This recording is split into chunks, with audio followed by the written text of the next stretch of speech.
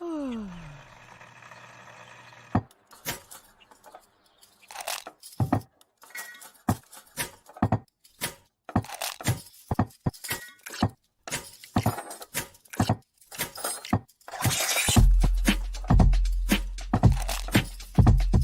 morning.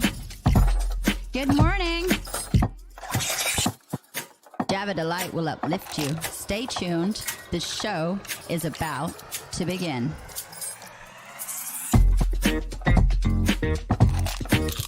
Grab your coffee. Stay tuned. This show is about to begin.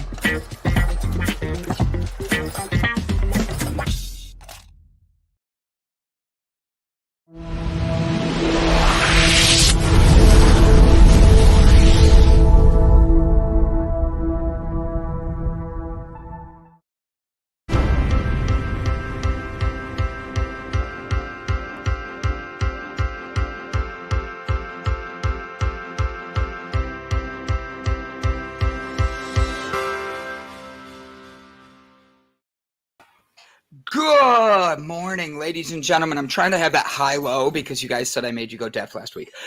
Good morning, ladies and gentlemen. My name is Brandon Croucher, and I've had silence all morning. And the minute I go live, these dogs decide to say hi to everybody. I am so grateful to be here.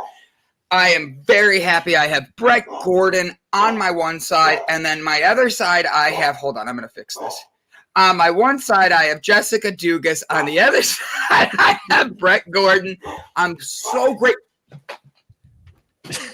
He's so grateful that I have you both with me. And they're just barking. I don't even see anything. I'm so grateful to have you both with me today. I'm so grateful to have you guys having fun with us.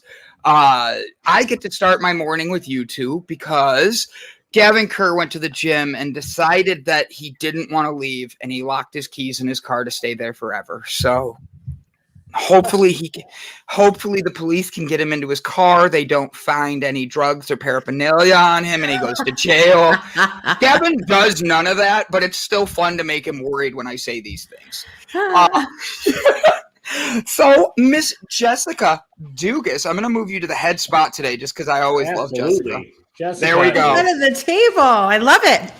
Oh, heck yeah. So Jessica Dugas is here, ladies and gentlemen, and it is a very special day in the Dugas household.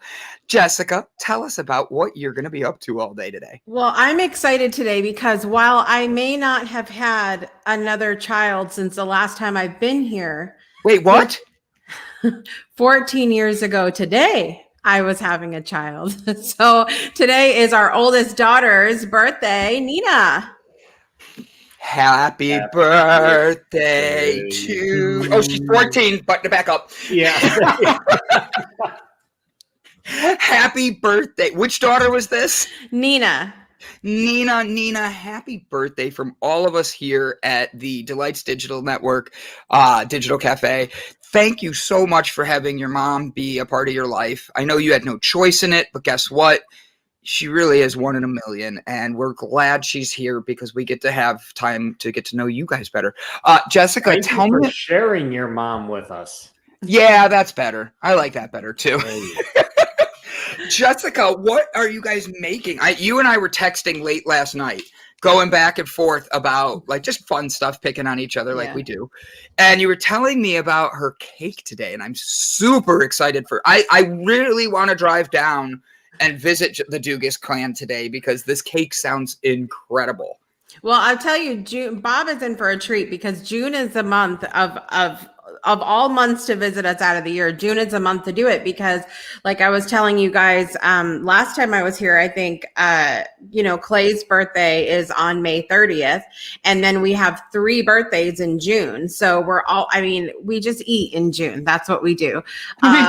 So November must have been a very busy month. You're feeling festive that time of year, a grateful in a holiday mood. Thankful. Maybe a little tipsy from time to time, whatever. But We have Nina's today, and then on the 21st is Jaslyn and Leah's birthday. I talked about that the last time. And so I always, when it's their birthday, they get to choose whatever our meals are for the day. So she wanted, and I see, Bob, there will be cake, Bob, when you come. There will be cake. She wanted cinnamon rolls for breakfast, so we're having cinnamon rolls for breakfast, and then we make like these sub sandwiches for lunch. She wanted those for lunch, and then we're making homemade pizza for dinner. So that's what we're having today. And then she's making a 6-layer rainbow cake. Oh my God, it sounds amazing. I have only right like. Oh, if I could just jump in the car and drive there, I'd be there. Like, man. Like the cost and airfare alone might be worth this cake. It might be. Listen, she really she's taught herself when we became plant-based. We've all had a pretty big sweet tooth, to be honest. And when we became plant-based, we were like, what are we going to do? Because when you become plant-based, you're like, well, I obviously can't eat anything because we're ignorant. We don't know anything.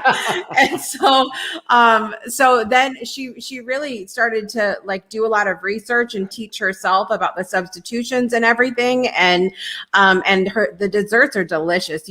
We make cannolis at Christmas time. She's made vegan macarons, and we just had like the oatmeal cream pie type cookies, and we make stuff all the time, which is my problem.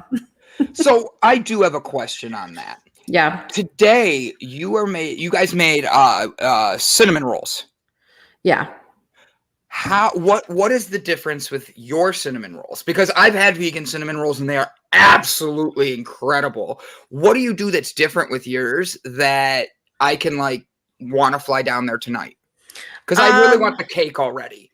Well, the cinnamon rolls are really easy. We didn't do them from scratch today. Nina bought the ones that she liked and makes them because there's some that you can buy that don't have any milk or anything in them. But when we do make them, which she made this giant one time, like the size of a 9-inch cake pan, she made a cinnamon roll that size. But I like to make, and in fact, I'm just starting it today. So we have fresh bread when Bob gets here, but I like to make my own sourdough starter. And so we use the sourdough and it's really good. Interesting. Cheesecake is Brian's religion. We do the cheesecake and it's really good. Like we made, vegan cheesecake. I'm telling you, Bob, you're in for it when you come. You're gonna come and then leave diabetic probably. But Bob and Brian are planning on drinking 5 gallons bucket of coffee this morning. And Bob Seymour was our first person in. So if you're not first, you're last, according to Ricky Bobby. So apparently the rest of us are last. After Bob Seymour. That's fun. So for your daughter's birthday, what are you like? Did you get her anything special? Or she's watching the show, isn't she? She is. I can't say. There's a little bag on or a big bag on the fireplace in there that we're going to open when we're done. A big bag on the fireplace. All right. Yeah. So I have so many questions on that. Big bag. I get it. Well, like, because the birthday, obviously for Christmas in our house is a little insane because there are 8 of us, and it literally looks like Santa walked in and just threw up all over the living room. It's literally like stuff everywhere. And there's a lot of, I don't post a whole lot of pictures of it anymore because a few years back, I had actually got some comments from people about how, boy, that's a lot of gifts and stuff like that. Like just people say things, sometimes that are just whatever. There's 8 people in our house. Okay. Well, yeah. So it gets a little crazy. So for birthdays, I buy like a giant. Hear that? Do you hear that in her heart, Brett? Like she loves people, but she's like, you bastards, it's my Christmas. I love her to death. Exactly. Do you, boo-boo? Thank you. Well, for birthdays, I buy like a big, like a gift bag, and then I put so they have like one gift on their birthday, and it's just all in a bag. The little ones, I still wrap theirs, but now my littlest is going to be 5 on this month. So, oh, 5. She's a full hand now. I know. That's so big. When is her birthday? It's Jaslyn and Leah's are the 21st. How are you handling having a 5-year-old? I'm not. Do I look okay to you? I mean, you look wonderful, Miss Dugan. Like, don't get me wrong. It's a 5-year-old, though, is your baby, and now she's growing up. I can't imagine how old you feel. Well, thanks. I'm sorry. I did that to myself yesterday with my niece. She literally, she's like, Uncle B, are you going to come see me for my birthday? And she's 9. I'm like, probably not, sweetheart. Uncle B's working. And she's like, fine. And then I realized she's 9, and I felt so old. I sat there going, I did not want to feel like this.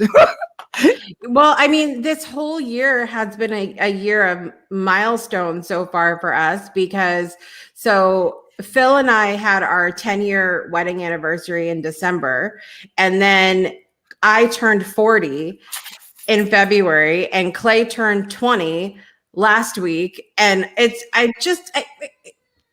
there's a lot. Yeah, no. It's hard, but it's a really cool experience, because like my husband and I were talking about last night that Leah, there's like, you can watch kids grow up and they're like a baby, and then they're a toddler, and then it's like all of a sudden they're just this little human. And she's completely in the last month come into this big personality, and she's always been kind of out there. I think I tell you guys this story about when Dee Wallace was on the Breakthrough Show? No. Dee Wallace, like, if you guys don't, the name doesn't ring a bell. Dee Wallace played the mom in E.T. She's been in, she was in Cujo, and she was in all these big movies, lots of movies. And so my kids were so excited because she plays the grandmother in a show that they watch on Amazon Prime. And so I'm geeking out because like E.T., and they're geeking out because they watch her on Prime. And so we finished the interview, and I love Dee. Dee is amazing. And she goes, okay, that was great. Now where's the babies? And she's so excited to meet the kids, right? And so I recorded this. I have this. I wish I would have knew I was going to talk about this, because I would have given you this little clip to show. But we're all like trying to squish, because at the time we lived in a little tiny duplex, and my office was like this corner of my bedroom, and didn't have the office space that I have now. And so we're all gathered like behind my computer everybody's trying to talk to Dee. Leah comes up, and she gets her face right here. So no one else can see her or talk to her. And she's like, hi, I'm Leah. And she's just talking. And Dee said, that one right there is going to be an actress. And she called it. So like, she's always had sort of this big personality, but now in the last month, she really, I mean, her vocabulary for a 5-year-old or soon to be 5-year-old is amazing. And it's these beautiful reflective moments where you watch and go, wow. And where did the time go? And who is this? Yeah. Yeah. So Bob's youngest daughter is about to be 41, or his youngest child is about to be 41. Bob feels old. Now, Brett and I don't have any kids. And all I have to say is, Jessica, you've had enough for both of us. You're welcome. Now that, life kind of changes, I have an 85-year-old and an 80-year-old child that I have to take care of, and my parents. So sometimes I think that may be more challenging, because they have their own ideas, just bigger diapers, of what life is already. And when you try to tell them anything, well, it sounds like, I guess, the way they described me when I was a kid. I tried to tell you, but you didn't listen. Well, table, and the tables have turned, and that's the way it is now. It's beautiful to watch that, though. My grandmother, I don't think ever really stepped out of her mothering role, now that I think about it, because she had, my mom and my uncle, and then I lived with her a lot of my upbringing from the time that I was about 4 months old, and I lived with my grandparents, and then when I was a freshman in high school was when my grandfather had his stroke. And when he had it, he was unable to walk, talk, anything for the next 12 years. And she kept him at home. And really, she had health aides and stuff that would come in and help her with different things. But she always was in this space of caring for someone else, and sort of almost being the parent and after my grandfather passed away, she had only lived another year and a half after that. She had her fourth bout of meningitis and passed away. Wow. She'd really been through, like, she didn't think she was going to live the first few times that she had it. And then when she, but that little bit of time from the time my grandfather died, I almost feel like she just didn't even know what to do with herself, because she was so used to being the mother. Now, granted, she did take it. She came down here. She came down for mine and Phil's wedding. And then she threw us a second wedding reception up in Connecticut. And so I could have more friends and family come.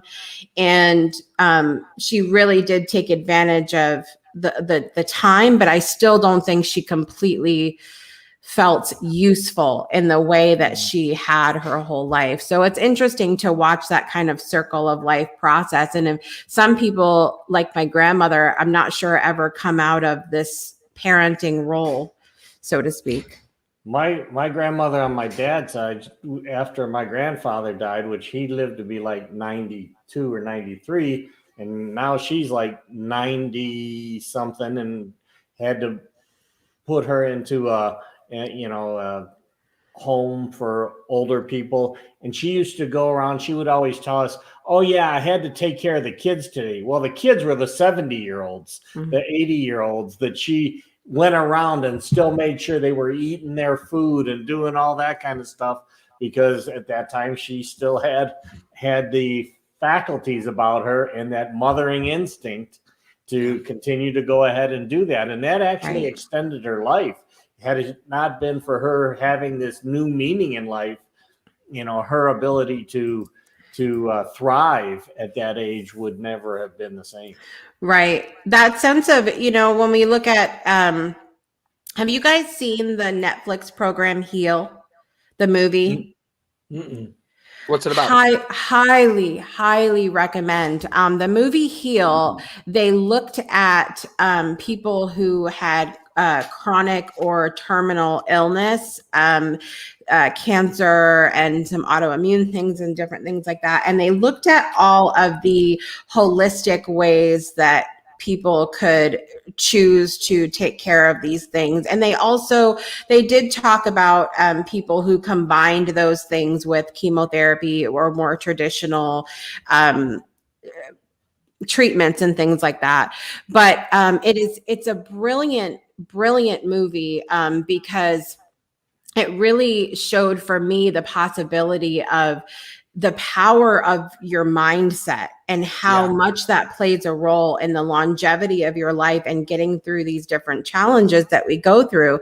It was a movie for me that really reaffirmed why I had become a Reiki master and why I really wholeheartedly believe in energy healing as a major role in our holistic wellness routines. But there's been so many studies, they talk about it in that, but also other studies that I've read about the importance of being connected to like a driving force or a passion or something that keeps you going. And I have been so bold as to say that my show, the Breakthrough Show, has saved my own life, because when I started, I started having some of the chronic issues go to sort of the next level with being detrimental to my everyday life in 2017. And then I started the show in 2018 during a time when I felt okay. Like I still felt like they've got these things popping up, but they're just sort of annoying at this point, as opposed to disruptive to my everyday life. And then it was in 2017 also that I had become a Reiki master. That was the year we became plant-based. There was a lot of things that I had done to sort of say, okay, I'm not doing this. We're not doing this right now. And, but the show in the beginning was something to do to sort of distract myself from the fact that I was going through all of this stuff.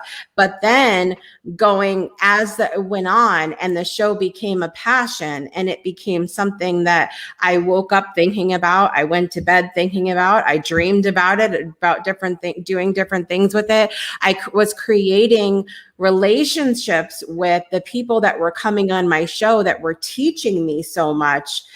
And I was growing. I've grown in the last, we're going to be 3 years in July, grown so quickly because of these people that I've met and surrounded myself with on the show. But I have said it time and time again that the show becoming a passion, I don't think that I would be here right now. I truly believe that. I think that as much as I love being a mom, and as much as that part is important to me, I still felt like something was missing, and that I needed something of mine to wake me up and feel like, I've got something really important to do here. And so I feel like the show really, when I'm overly thankful to people that have been on the show, that's why, because it saved me. Yeah. I love it how you're phrasing that. It's a very good, strong way of like saying, like, look, you never know what you're going to do. And I know you've been doing this 5 years now. Well, the show will be 3 years in July, but the work that I've been doing has been a growth process since like 2015. Wow. You've been doing this for a while now, and you've seen the benefits for it, and you're able to take that and let it flow through you to be an inspiration to others. I love that. I love what you're doing. You're a crucial part of the Delight team. You yell at me, and I don't let people yell at me. I don't yell. I'm Italian, I raise my voice from time to time, but there's no yelling. Did you notice how it changed? I don't yell. I'm a passionate speaker. I get really excited about things. Oh, look at that. All I've got is my one sad one over here somewhere, and I don't know. Guys, you want to play trivia? No, we don't. Where's my You can't find her. Oh, no, here it is. Oh, no, time's up. First trivia question of the day. Oh, she beat me to it. So Jessica, I love how you present things. You're a great storyteller as well. You make people feel like they're a part of the storyteller. Thank you, or part of the story. Thank you for doing that. Today's guest, actually, before we dive into talking with you more, is actually someone that I think fits what you're talking about. Her name is Dallisa Hocking. If I mispronounce that, she'll yell at me later. Before she became a naturally recognized psychic medium for mindfulness expert and intuitive business consultant, she led a very different life as an executive in a casino industry in Las Vegas. So let's talk about gambling. I don't gamble. That's why I do that joke. She has made matters of the heart, living authentically and teaching people how to elevate their own joy, her core mission. She founded Spirit and Spark, a nationwide company devoted to matching clients with top spiritual and wellness service providers, allowing thoughtful healing connections. I think with what you were just saying about how you've been changed and all that, I feel like her story is going to match you a little bit. But the story that I think hits the most is right here. Brian Tracy says, when Jessica is your age, Bob, at the current rate, she's estimated to have 462 children, 7,841 grandchildren. And I checked the math on that, and that looks pretty close to being right. I mean, Jess, I hope you're all ready to become part of the Dugas family, because it sounds like this is going to be a worldwide event. There's no more Dugas children that are happening. We're pausing at 6 here. Through your show, you've expanded that guiding force to many, many, many other children and grandchildren that are out there. Yes, I would agree with that. So it's kind of it's fun because I see, I talked about my grandmother. I see me having a very similar energy to her, and that I'm always trying to help myself, help other people, and so I see that same quality in her. And one of my things in becoming an adult is I always said, well, my door is always open. And like I've told you guys 100 times, come on. Like when I tell people to come over, like come on, but look, the door's unlocked. Just come on in, and like, I'm not, people sometimes think that I'm, just saying that, but truly my door is open and I'm here. And I feel like that's part of my role, is to be a listener and be a host in some kind of way, whether it's my show or coming to my house and I'll cook you a meal, whatever. And because I saw that with my grandmother, and I saw that with my great grandmother, and they were like, just, there's always room at the dinner table kind of thing. So I love that. So let me ask you a question right before we dive into the topic of the breakthrough show for Friday's show. We didn't do the grateful thing yet, so I want to switch it today. And this is me doing it on the spot. I love how Jessica did this with her mom, with her grandma, and how she sees that being instilled into her. I think it's funny because on Thursday I get to see my grandma for the first time since COVID, and she's been in hospice this entire time. But my grandma is the reason I'm alive. So if I was to think of something like for real during my divorce, my dad was one way. My mom followed my dad, as she should. She's husband and wife. They do their thing. But my grandma took me under her wing and was so understanding, so loving. And she's never dealt with a divorce before. I'm the first one in my family. And she literally didn't care. She just took me under her wing and said, okay, come here, bud. Come here, B. And we have our own relationship. So for me, what did your grandparents, if you have grandparents, if you didn't meet your grandparents, then your parents, what is something you're grateful they instilled in you? For me, my grandma, I'm so grateful she instilled in me non-judgment. My grandma literally just loves everybody. She's courteous. She's nice. And if she thinks you're a dumbass, she doesn't say it. She just walks away nicely. That's so nice. Well, I know for me, I have my stones. My grandfather on my mother's side was from Sweden, and he was a fisherman and got a chance to go out and go crab fishing, crayfish fishing with him. I remember one time when we were down in Lake Michigan and kind of this stream going out into the lake, and that's where we're trying to catch these crayfish. And he gets caught, and his waders get filled with water, and he's getting pulled out, and I'm into the lake, and I grabbed this. I had the pole that we had for catching the crayfish, and he's like, just give me that. So he grabs that and he pulls it in. Anyhow, I remember from him, when we'd catch the crayfish, he'd put his rowboat in our backyard and fill that full of the crayfish before he would pickle them and, boil them and pickle them.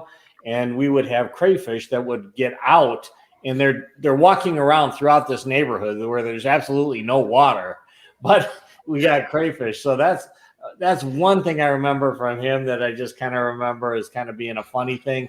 And the other one from my father's side, grandfather, he was just, he could listen to my grandmother yak and yak and yak and yak and yell and yak, and it went one ear and out the other.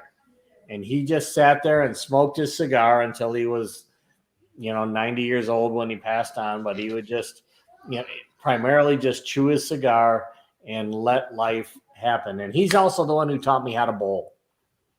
So Aww. I got a chance to spend many of my years learning how to bowl from my grandfather and then my father. And when my grandfather couldn't bowl anymore, that was pretty much the time that he decided, life was not so fulfilling anymore. And over the course of the next few years, he decided to pass on. But those are the things I remember from my two grandparents or two grandfathers. More stories about the grandmother, but we'll stick with that. Jessica Dugas. Or did you want yours to count and you're like, screw you, Brandon. I already talked about it. No, I have so many stories, and I can't wait when I'm finished with the book I'm writing to come on and share little bits of that. I was just looking over while you guys were chatting, some of my stories that I have already written. I'm writing a book of short stories about my grandparents right now, growing up with them, and lessons that they taught me without actually teaching me. So things that I observed, and it's part of honoring them. It's part of my own healing journey, and it's part of passing down those stories to my kids, and it's part of being a source of hope and love and acceptance and inspiration for maybe people that didn't have those relationships with their grandparents. But one of the things that my grandfather always said to me, they put me in Catholic high school when I was a freshman, and I used to complain something wicked about that ugly ass gray skirt. The wool gray skirt that we had to wear in high school, it was horrid. And my grandfather used to say to me, dress for the part you want. And I have this one memory that I talk about in the book that I'm writing. My bedroom was across the hall from my grandparents, and there was an extra closet in my bedroom, and my grandfather used to keep all his ties in there. He had hundreds of ties. I often wondered, are there ties I don't even know about that are not in here? Like there's just so many. And he would come in, I would hear the door open. I was a really light sleeper, and he would come in and grab a tie in the morning, every morning, like 5:30. And he worked for the same company, General Dynamics, for 53 years. He designed the Seawolf class of submarines. He was a senior draftsman, and he really took pride in his job because he never went to school for that. He started as an apprentice and worked his way up from the time he was very young. And but it was routine for him to come in and get this tie, and he did that every day for 53 years. No matter what role he played, he was always looking at, this is what I'm going to be. And so he always it just stuck out to me of him saying, dress for the part you want. So to me, that said, behave in a way, do in a way, act in a way of something that you've got coming for you, like in the future, what you want to be, what you see yourself as. You don't have to, just because you're one thing now, if you see yourself as something bigger and better and even more in the future, then dress for that, act for that. So that's one of my big takeaways. I love that. Very cool. I know someone in particular who has a very, very, very close relationship with their grandmother. They've told me a lot about him, but I'm going to have some fun bringing them in, but we're going to bring them in a special way. Are you ready, Jessica? And then we're doing your segment. Yeah. All right. You ready? Here we go. Ladies and gentlemen, please welcome the one, the only, the handsomest man in Delight.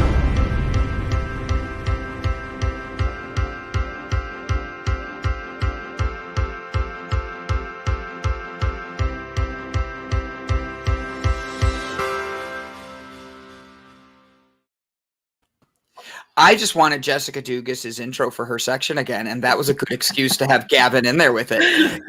Gavin Kerr. Hey, buddy, tell me what's going on, buddy. Like, how are you doing? Do you feel safe now that you are not locking yourself out of your car?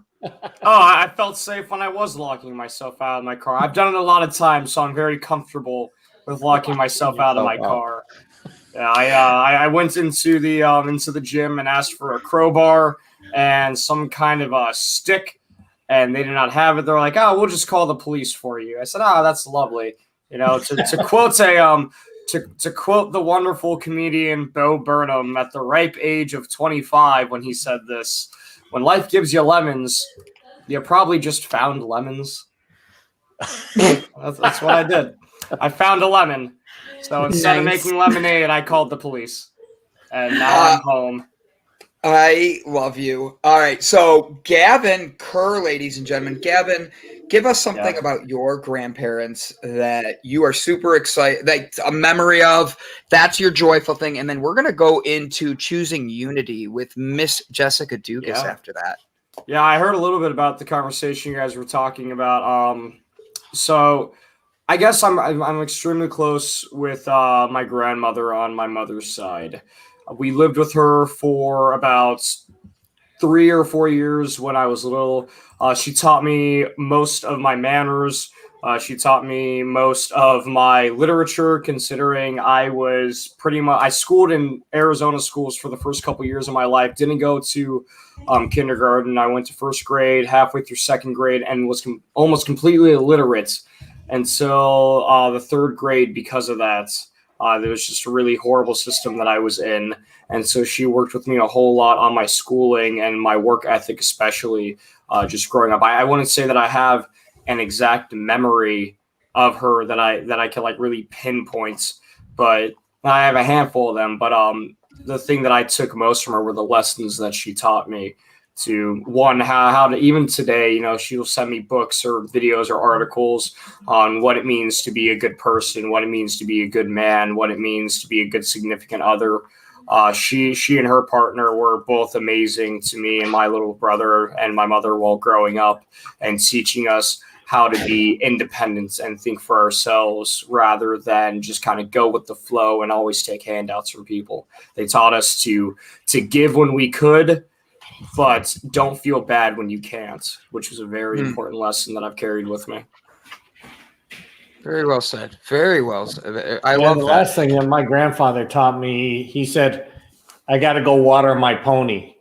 And that meant that he had to go to the bathroom. So that was something that I learned, and I remember even today. So if I say I got to go water my pony, it means that there's something happening.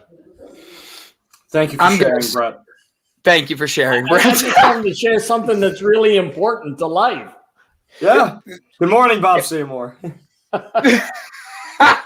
Kevin's response. So, Jessica Dugas, you are having a special segment this week, or a special segment on your show this week. You are going to be doing stuff with the Breakthrough Show about choosing unity.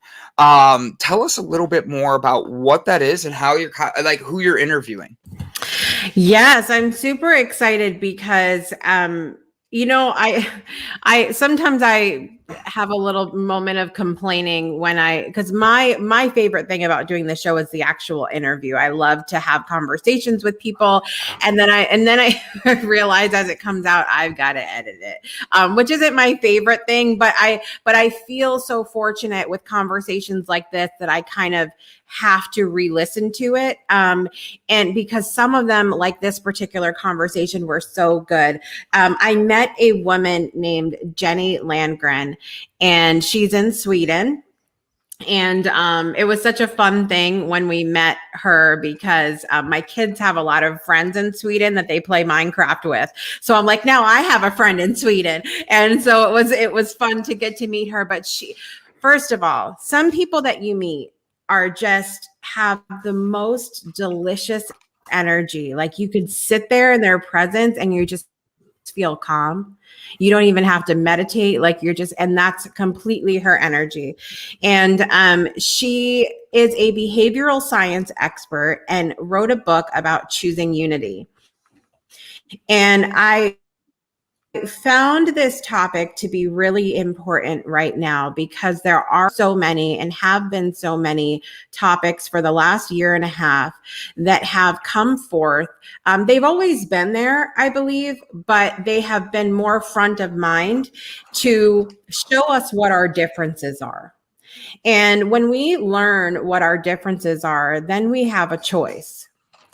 Unfortunately, a lot of the mainstream media and a lot of the rhetoric that we hear is a divisive choice. We're different and it's a bad thing, so to speak.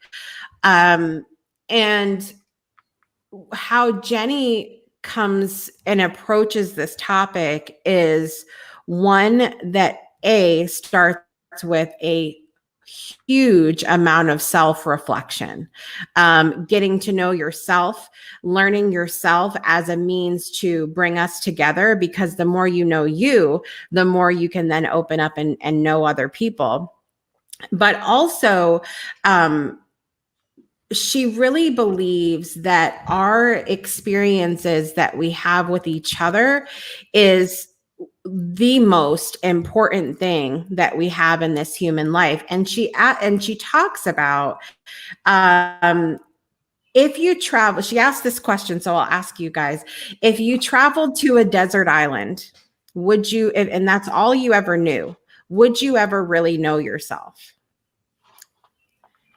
How old And am I I had when to I think traveled to about this that. island?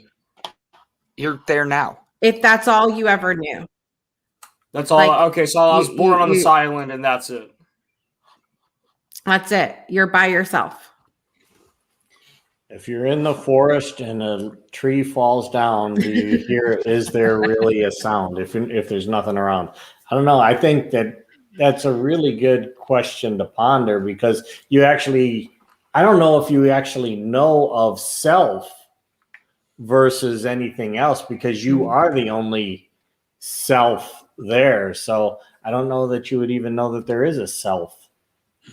She asked this question because it's through our relationships with other people and through our differences that we learn about ourselves, that we learn about others, that we grow and mold into the people that we are. And, you know, there's all those quotes about there, you're the combination of the 5 people you spend the most time with. I did the TikTok trend that talked about being the mosaic.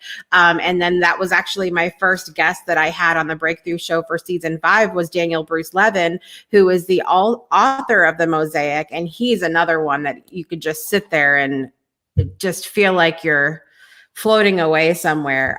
He's amazing. But the concept of the mosaic is that we are the combination of every single person that we've ever met. And other people have even thrown something else into that we are the combination of every fictional person that we've ever read about, every person we've watched on TV, it's not just about the physical contact, that it's every single person, real or imaginary, that we have come in contact with in our lives, that we are the makeup of that.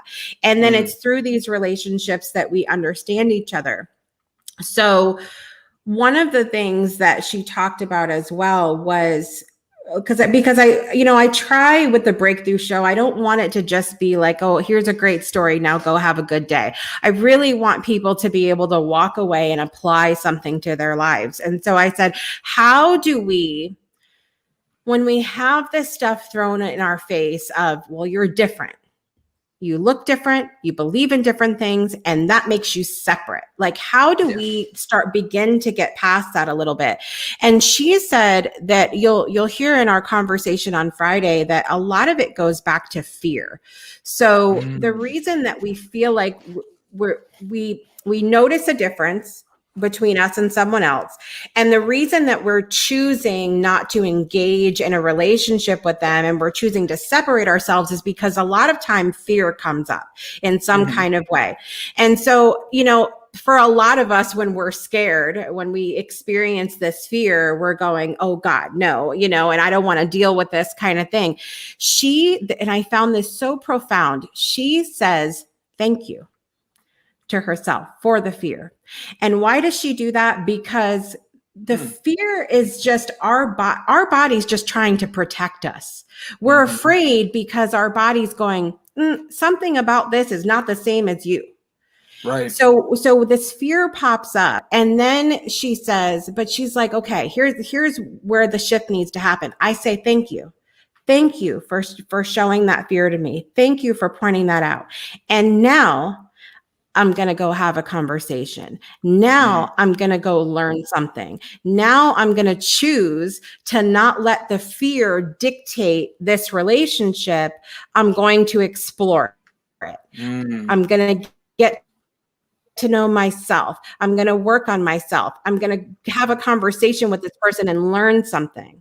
So it starts with that, that fear that comes up, having gratitude for it, because our body doesn't know. Our body's acting on what it thinks it's supposed to do. So saying thank you for that. And then now I'm going to choose differently. Now I'm going to choose to do something about this. With that, my thought, I think that's phenomenally said, because you have to, when you choose that for yourself, that is choosing yourself. That is choosing to let go. I love how you said a little bit of everybody we've absorbed. And I think that's an interesting thing, because if you could pick people, like if I could pick people that I want to be like, I'd probably only watch Robin Williams movies, because I absolutely love Robin Williams and fill myself with him. But at the end of the day, if we're filling ourselves with everyone around there, that fear that comes in, breaking that cycle is very difficult, because we all, sorry, my phone just blew up right on the screen and everything with Facebook. I'm like, whoa. But with that, with fear and all that, I think of times like Gavin and I were hanging out last night getting some work done. And that was something that we got to talking before the rain and all that. And we were talking about like just life and things you're going to go through and all that. And we were talking about how you go in places, and you ever felt that energy, like somebody just wants to fight you. And he was making fun of me because I was told in high school I have a punchable face. And see, he still laughs even though he knows the joke is coming. I think it's funny. I've never heard that. I guess I have a punchable face. But it's horrible. I've heard people say that, like I've heard like a person say, "Oh, I want to hit this person. They have a punchable face," as in that person is just an aggressive person and just thinks a lot of people have a punchable face. But I've never heard somebody say that people think they have a punchable face. That's why it's funny to me. In high school, I had great hair. I'm waiting. I know one of you have something. We need proof of this. If I don't pick low-hanging fruit. So in high school, you were Drew, and then as you got older, you became Drew. Grew. You went from Drew to Grew. Drew to Grew. I had great hair. I took care of it, and then it started falling out at 16. But this guy in high school goes, "For real, you have a punchable face. I don't like you." And I'm like, why? I didn't even know him. Like, we led like one class together. I'm like, what did I do to you? And he was like, something about your hair and your face. I just want to punch it. One day we were both at a fight, and in my heart, I'm like, he's going to try to fight me, like here. And the whole school walks to the off-campus program and stuff. And the fear set in, like, this guy's really going to want to fight me because he doesn't like my face. And those are energies we absorb from people. And I think in high school, it's even harder because we're all still figuring out our energies. And why don't I like his face? And why do I not like his hair? You know what I mean? I like how upfront he was with you about it. Like, because I'm just imagining if people in public were really like that. If you went to like Walmart and some dude was like, "Oh, honey, we gotta go to the other aisle. I'm gonna knock this dude out." I don't know. His goatee is it's a target for me. We need to go to the frozen milk section right now. His goatee. Yeah. His goatee is the target. It's like, screw that goatee. Right on the chin, like. This is a great point, though, because one of the other things that we talked about is that sometimes choosing unity means creating a boundary. And now I know that that sounds a little like, how do we choose unity and be separate? It's about creating a boundary for ourselves without creating hatred for ourselves, for ourselves or the other person.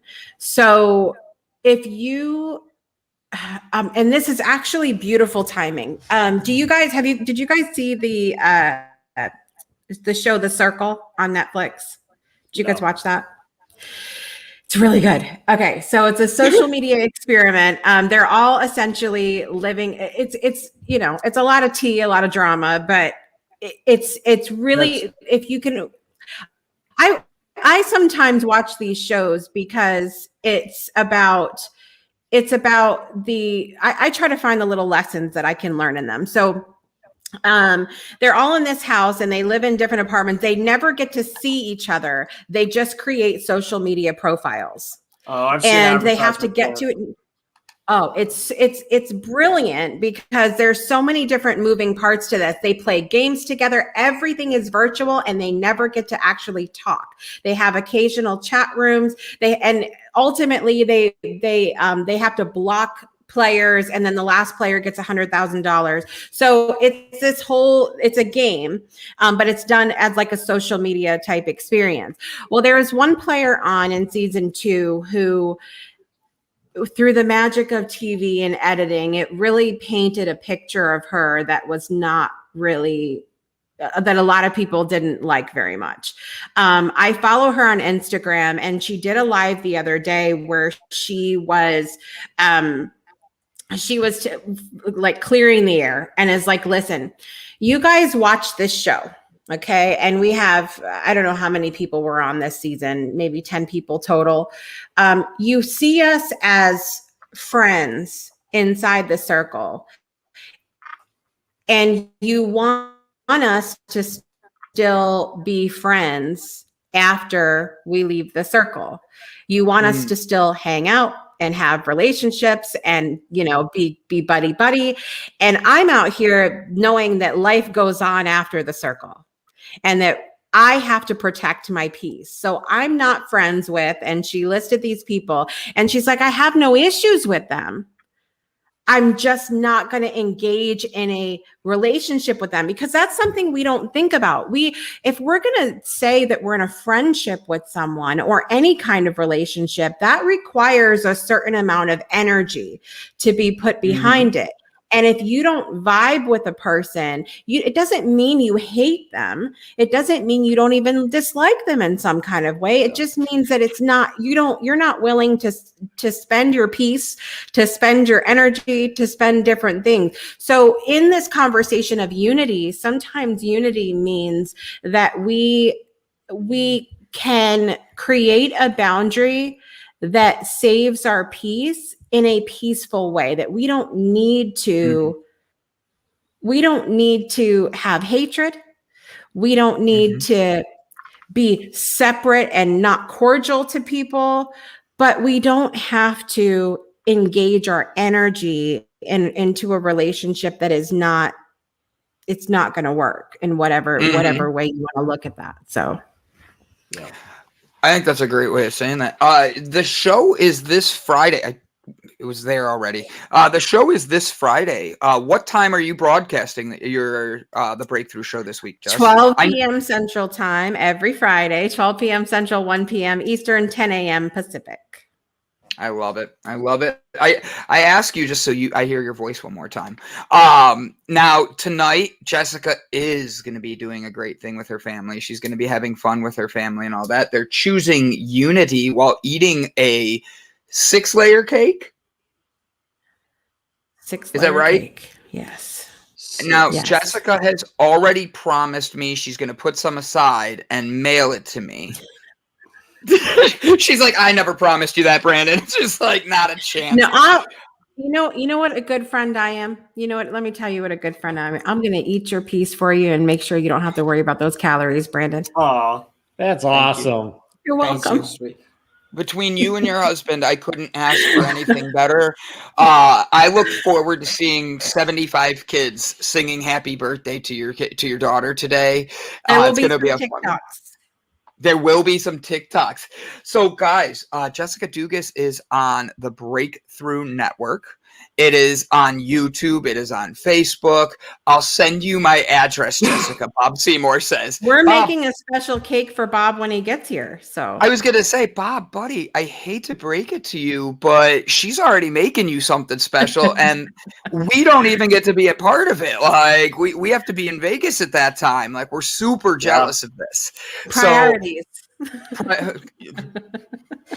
I'm not going to touch You were that invited. You were invited. I'm just saying. Touche. So, Jessica, this week at noon, your noon time, 1 o'clock Eastern time, you're going to be talking more about choosing unity, keeping the balance in your life and all that. Tell us one last time about like why everybody should tune in. And I'm going to be marketing you this week as well, because I tune in every week. So Yes. So Jenny Landgren will be on to talk about choosing unity. And she also tells a little bit about her work that she does as a behavioral science expert. And she actually works at hospitals to help doctors with a holistic process of looking at behavior as a part of healing and all of this. So she does amazing work. Also on the show is Karen Lynn, and Karen got a little sneak peek of her story. She got a notice from her apartment complex, and she said she had 48 hours to decide if she was going to sign her lease. She decided, no, I'm going to get rid of everything I have, buy a camper, and travel the US. And she, Nice.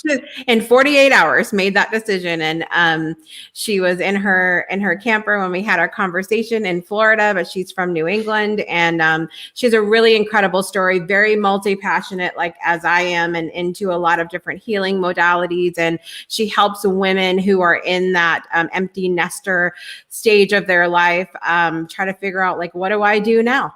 Very much how I talked about my grandma at the beginning. So that's what we talk about on Friday's show. It's going to be great. Oh, I'm so excited. Yeah. I'm so excited. Jessica Dugas, you are one in the world. Just one. Not even one in a million, because that means there'd be like a million of you. You are one and only. So I am so grateful we have you on here. Ladies and gentlemen, the Breakthrough Show. One more time, I'm going to scroll it across the bottom. Do not miss your chance to text Jessica Dugas. She does respond to those. I can tell you right now, it is the real her responding. I've tested the theory on this a couple times now, especially when she's live on air. I text it to see if she'll get it. It's a lot of fun. Do yourselves a favor. Send a text. Send the word delight to 256-685-7092 and join the community today. Jessica Dugas, I love you. Thank you for coming on. We're going to give Brett Gordon one more word, and then I'm just going to cut him off. That's it. There you go. That was enough. One word. I said one. I was honest. You were perfect. Give one everybody word. Legacy. End of story. End of story. There we go. And honestly, that's perfect. So, guys, this is going to be a great episode. We have very special guests coming up today. If I screw up your name, please know I'm blaming Gavin. Before she became a nationally recognized psychic medium, mindfulness expert, and intuitive business consultant, Dallisa Hocking. I sounded it out like 5 times and wrote 3 different ways of guessing it. Dallisa led a very different life as an executive in a casino industry in Las Vegas. She has made matters of the heart, living authentically, and teaching people how to evaluate their own joy, her core mission. She founded Spirit and Spark, a nationwide company devoted to matching clients to top spiritual wellness service providers, allowing for thoughtful healing connections. Excuse me. She has trained in industry superstars such as Tony Robbins, Dr. Brian Weiss, and Bruce Lipton, and Dr. Raymond Moody. She's received her psychic degree, psychic gifts from her grandmother, Eloise, and great-grandmother, Belle. I love the name. Hocking has had a privilege of working working on missing persons, mysterious deaths, and cold cases, providing loved one information and closure. So stay tuned. She's going to be up here any second. Jessica Dugas, Thank you. I wanted to make sure I Thank got you, you one guys. mass love. Thank you. See you guys Jessica, later. we Thanks. love you. You I'm got gonna it. guess that her name is Dallisa. Dallisa. That's your guess? Yeah. Yeah. Jess, do you want to throw a name I'm out? going I with guess. Dallisa. Dallisa. All right, guys. Ladies and gentlemen, Bye. let's find out truth.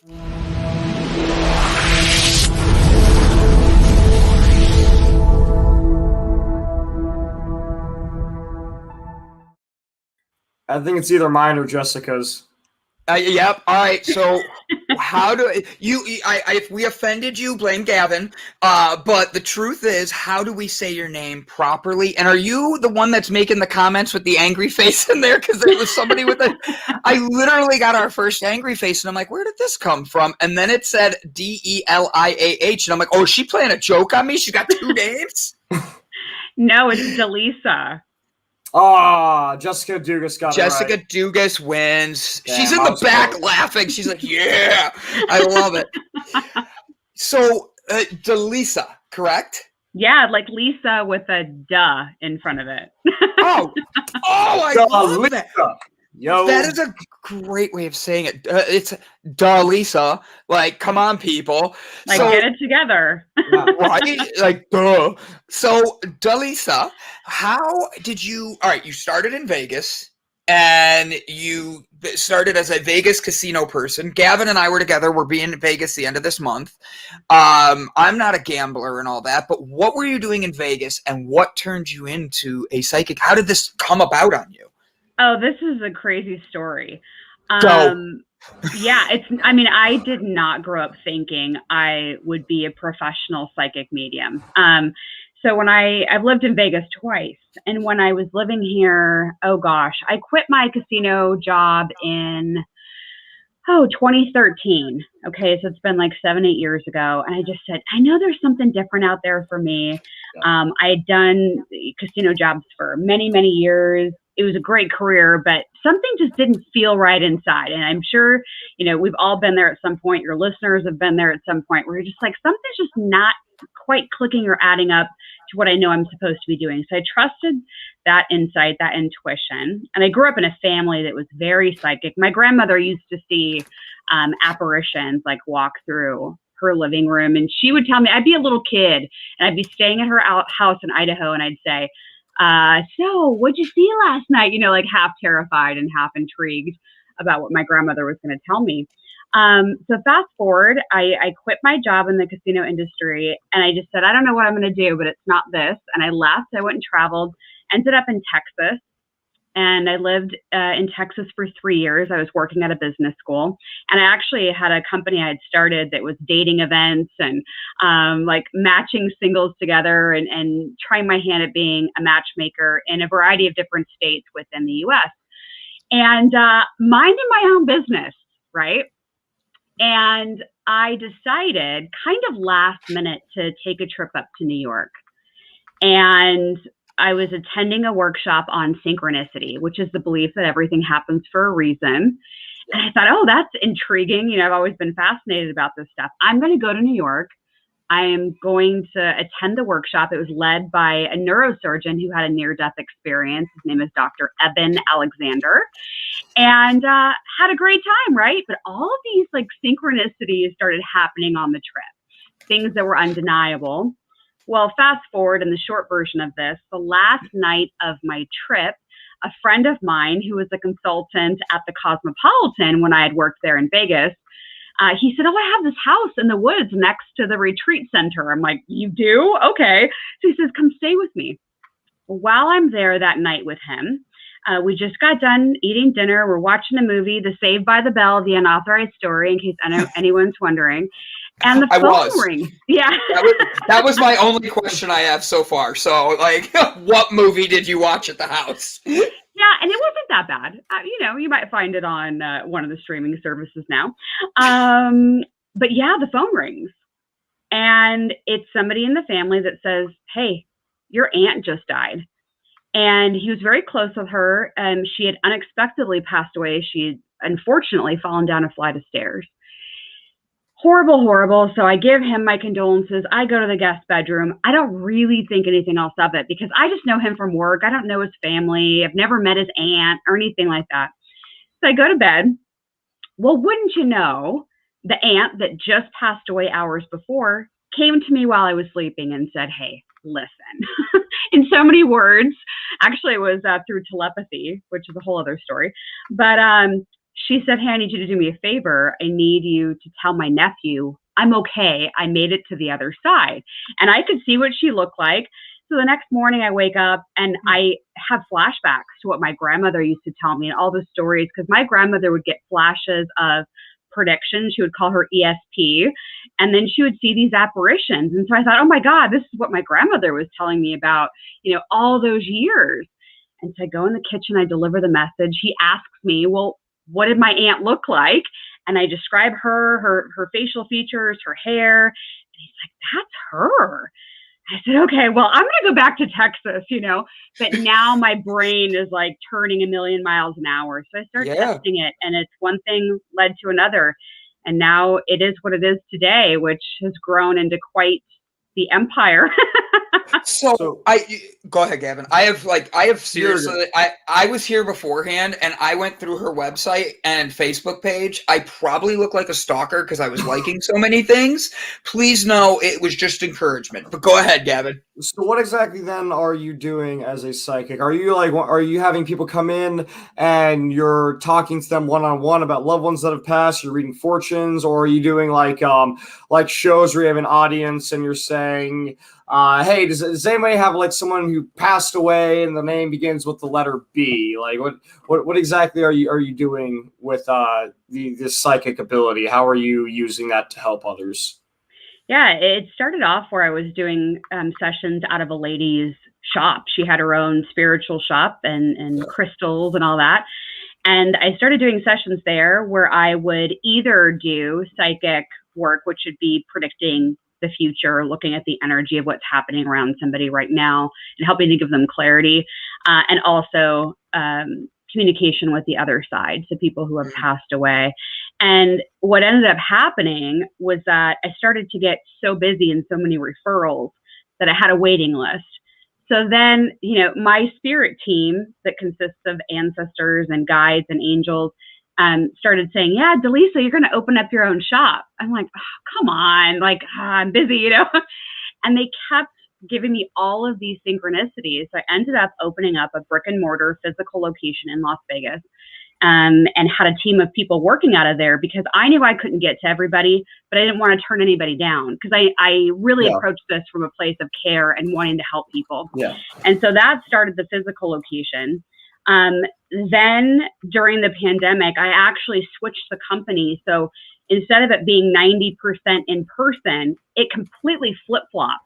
And so now I would say it's about 80 to 85% virtual, where we're doing it over Zoom video or the telephone, because the energy is the energy. It's everywhere. It's present wherever you're at around the world. So I have clients that are even, as far as Dubai, that I do sessions for. And it's just the same because we're reading that collective frequency and the energy of the person. Right before COVID, I actually was headlining a show in Las Vegas. I had 4 shows a week, and they were 90 minutes each. And I would stand on stage and I'd have a fishbowl. And when somebody would come to the show, they'd pick a number at the door and the matching number would go in the bowl. And it's random, right? But it's really not, because I know that spirit is having me select a specific number out of the bowl for who they want me to talk to. So I would just put my hand in the bowl and I'd hear stop, and I'd pick that number and I'd say, okay, number 11, come on up. And they'd have to come up on stage with me, and they would sit there across from me essentially and ask a question.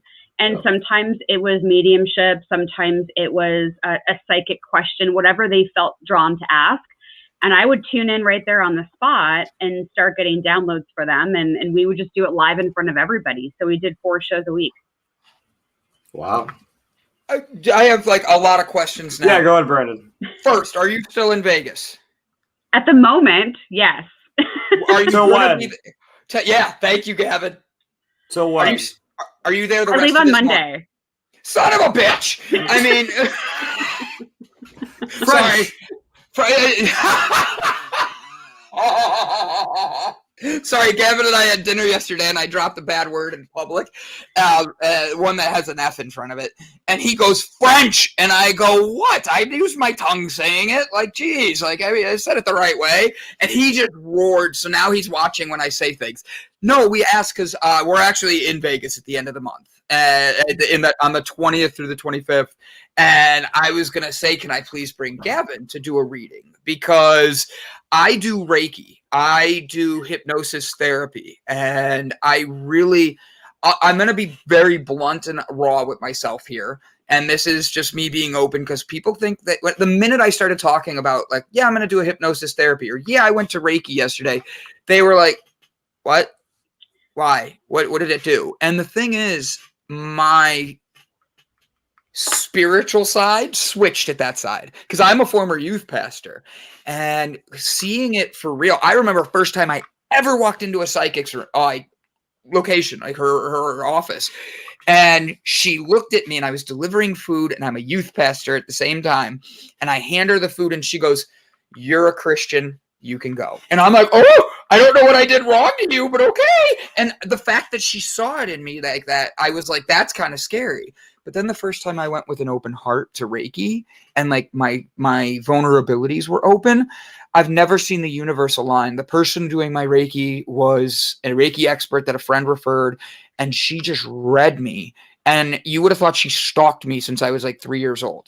And then I did my hypnosis one, and I literally came in, said, I don't know what to expect, but I'm going to be raw here. And in the last 3 months of me doing this, my whole family and all my friends around me are like, Brandon, your entire life is different now. And you've built who you really are, and you're stepping into your realm. So I can come to this and say, hey, Dallisa, see, I did it right.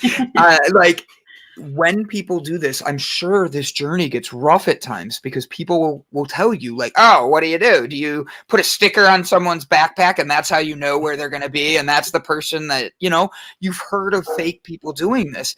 So when you get into this, how do you keep yourself strong and keep yourself knowing you're on the right path? And when people think you're a nutcase, and I'm going to use that because that's what I used to think it was until I took it seriously. How do you respond to that, and how do you build yourself up? It's a great question. I actually had to address this with my community over the last couple of days because there's so much anger and hostility going on in the energy right now. And I literally make predictions for a living, right? So I tell people things that I'm getting as downloads that have to do with our country and things that I sense are coming, and things I predicted over a year ago are coming true now. But when I said it over a year ago, people would look at me sometimes and say, I think you got off the crazy bus today or something. What are you talking about? And I'm like, oh, yeah, over a year later now it's like coming out that it's true. So, I have a feeling I know which way you're going, and I can't do it. I'm not allowed to say anything. They were like, Brandon, don't bring up certain topics today. And I'm like, because we'll get flagged. We'll get flagged. And you're not allowed to speak the truth. You exactly. Have to. Sorry, go ahead. No, that's fine. So that's why I have my own off-platform social group community where I tell them everything, because you can't say it on mainstream social media anymore. So yeah, I was asked not too long ago, what has been more detrimental to my business? Is it the skeptics or is it the frauds? Ooh, and I thought that was such a great question. And I said, oh, hands down, it's the frauds.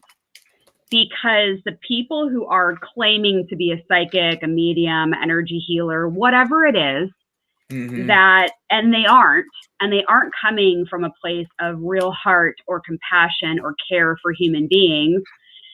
And they're taking people's money and they're lying to them, and they are doing much more harm to our industry than the skeptics are. Yeah. Yes. Yeah. Sorry, I agree with you, and I feel your energy on that, because that is something. Like, this is your passion, and you're sitting here saying, I want to be open, and if you're willing to be open with me, I'll connect you to what you want. And this was not something you were like, oh, I was born into this. Like, no, you saw it firsthand. Gavin does an abandoned building with me. We're cleaning out right now, and we're doing this stuff. And what's fun is some of these people that work there, they're like, oh, be careful in this section. There's a ghost. And I go, what's his name? And they're like, we never asked. And I'm like, okay, have you said anything nice to the ghost? And they're like, we just tell him we're not here to hurt him. And I'm like, yeah, but if you have a presence there, what are you going to do that makes them know you're not coming in to take out their stuff? Like, you don't want to hurt them. And people thought I was crazy. And I'm walking around this abandoned building going, I'm not here to offend you, ghost. And like being open and raw like that. They said that it was so funny because everywhere I went felt calm, but then the rooms they were in that I wasn't in, they felt like something was in there with them. And I was like, oh, because I'm nice, motherfuckers. Yeah, it's true. You kind of have to do like a little bit of a peace offering. I feel the same way about aliens, but that's like a whole other topic. But I will say quickly about, because I've been asked, I've been on the news several times, and they'll always ask me pretty much like, what do you do about skeptics, people that think you're crazy or you're a fraud? And I'm like, it doesn't change anything. You know, what somebody over there thinks about me or my gifts or what I'm bringing to the world, if they think all of those negative things about me, it doesn't actually change me or my gifts. And so who really cares what they think, right? And, hopefully one day they'll be a little bit more open-minded and be able to think about the world of spirituality and healing maybe a little bit differently. But I don't care. As long as they're not hurting anybody, they can just live their life. And there's the way always that I am about it is I want to believe. I want to go up to somebody and say, hey, what is my prophecy? And then they tell it to me, or they're able to look at me up and down and read me immediately who I am. So far, what I've had are either frauds or people who are just inexperienced, where sometimes they can get close with like pretty general things. Like they'll see that like I like tattoos and piercings, to be like, like you're a risk taker or something like that, or like you've had trauma in your life. Like, no shit, yeah. Or it's also it's like fortune cookie kind of material that I'll get a lot, and that's what's made me skeptical, because like, I want to believe it. I really do. I really find a lot of interest in this stuff and in the energy and things like that. But they're from the experiences that I've had so far, and then also the what do they call it? I'm having a brain fart here. The constellations, your horoscopes. I can't get behind those. Yeah, I can't get behind that. I've been with people where they say that because of my Capricorn, I act exactly this way and the other. And for the longest time, I'm like, well, no, that's not true, because I don't do this, but I do that, but I don't do this. So what's your thing? And then I found out about the rising moon and the sun and all that. I'm like, okay, so now it's getting more vague. So I'm even more confused now. So I want something to be able to grab onto, basically. I want something a little more solid and a little more to the point. Yeah, no, absolutely. And you bring up a good point, because what I've found, and I used to talk about this on stage during my show, everything is a frequency. And I've had experiences, not very many lately, and it's been quite some time, where I can think of a gentleman who approached me at an event where I was doing sessions, and he sat down and he said, I'm skeptic. Prove that you're real, right? And he like crosses his arms and he sits there. And what it actually does, so what it actually does, which is fascinating. Yeah. So if everything's a frequency, and I see spirit, the universe up here, it's a really high frequency. So I think people like myself have learned how to build up that frequency and to maintain the frequency so that you can communicate with it. So we're kind of down here as human beings, just kind of living day to day. To get psychic, you kind of have to go up, and then to do mediumship to connect, you have to get higher to where their frequency is. Yeah. So what it does, and I'm not saying that you would ever do this to me, but like the gentleman who came to the event and said, I'm skeptic, prove you're real. What he actually did was he lowered his frequency so far down that it's almost impossible for me to get anything. And if I do, which I did, I got a few things for him and I said it to him. He's like, that's vague. It doesn't make any sense. And I'm like, you're not even open to what I have to say. Yeah, that's him being a prick. He already made his decision up when he came over to you. He's saying he's skeptic, but no, he just doesn't believe you, and he wants to be proven right that it isn't real. Like I come up to people, I try to be as open as possible, you know, like inside and outside. I completely just open myself up, all honesty with it. I often get told that I'm very difficult to read. That is It what could I be get told. blocks. It It's could be just like he's energetic difficult. blocks. He's just difficult. I guess. My I try advice, not to be. if I'm I kidding. could give you a piece of advice to anybody listening that maybe is experiencing the same thing, where it's like, I want proof, I want to know that there's something beyond myself, I would tell you or anybody else that has that comment to say, check in with yourself first. And it could be that you're going into a meditation, or you're just sitting there with your eyes closed and focusing on your breath. And maybe it's journaling, maybe it's walking out in nature, but tune into yourself first. Because I find that you will get a lot of your own clarity, because a lot of people that come to me, it's like they just want to know that I'm seeing the same thing they're seeing. And essentially they want permission that it's going to be okay. And that they can go and make the decision that they want to make. But I actually think that a lot of our answers and our insights come from within, if we can get enough stillness in order to listen to it, and then trust ourselves to make the decision. I love how she phrased that, because the stillness is something that a lot of people don't understand. Or my favorite, I like to say it, I did this on a mental health thing recently, silence.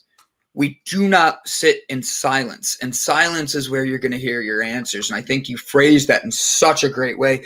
So now I'm asking, are you like moving out of Vegas, or are you just going somewhere? The plan is to move. Where are you headed? Because Gavin and I are driving to Vegas. I might just have to drive him to get this reading. I am actually looking to, I'm originally from Western Washington. I'm looking at Eastern Washington or Idaho. Idaho. Do you like potatoes? Oh, I love potatoes, but I'm on a diet right now, so there's no potatoes in my world. But What do you mean there's no? What kind of diet doesn't allow potatoes? Oh, listen, it's called Octavia, and it's amazing. But you have to eat like a very strict, it's a very strict protocol. But anyway, I feel great and it's working. And okay, well, if you like it, then more potatoes for me. It's intense. They have mashed potatoes, but I'm not quite sure if they're actual potatoes. I'd have to look at the ingredients. But anyway. Yeah, look into that, because I'm curious to know what's the difference between a mashed potato and a baked potato, other than like the texture. Yeah, I don't know. But I don't mind. I'll kind of eat whatever. So their meal plan works for me. But Idaho for me is really interesting. And I'll tell you this about why I find that it's curious. So my parents are from Idaho.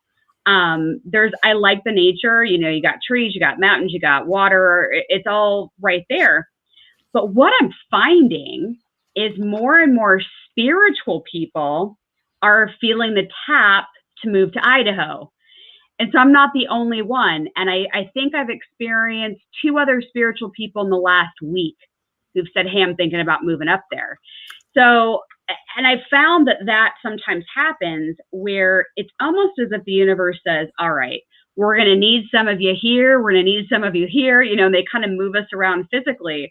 I felt that when I moved to Texas. I was like, there's going to be something that happens in Texas that's going to completely shift everything. But they need me to be away from everyone I know and be alone in order to sort through what this next chapter is going to be. So I knew that much. And so I know for me that when they're trying to move me physically, that there is a major shakeup that's about to happen. Interesting. My mind goes to a couple different ways on this. Well, first I got to get CK Fords in here. Like, go for the sweet potatoes, healthier and densely packed with nutrients. Yeah, I love me some sweet potato. So I have 2 things on this. One, with the moving, the Idaho thing is very interesting because my sister just moved to Austin, Texas. She's a different type of realm, but she has said, I think I'm supposed to move to Idaho. And I've seen her have some new changes in life recently, and she's got a lot more questions for me, like, what is Reiki? And I'm like, oh, let's go. I'll take you.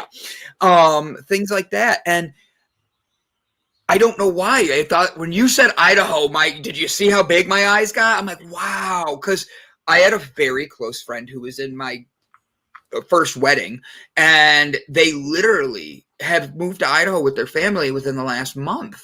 And they said they felt they were convicted to do it. Now they're in the church and they're like, I feel this is where I'm supposed to go right now. So that's really interesting to me that you're saying that.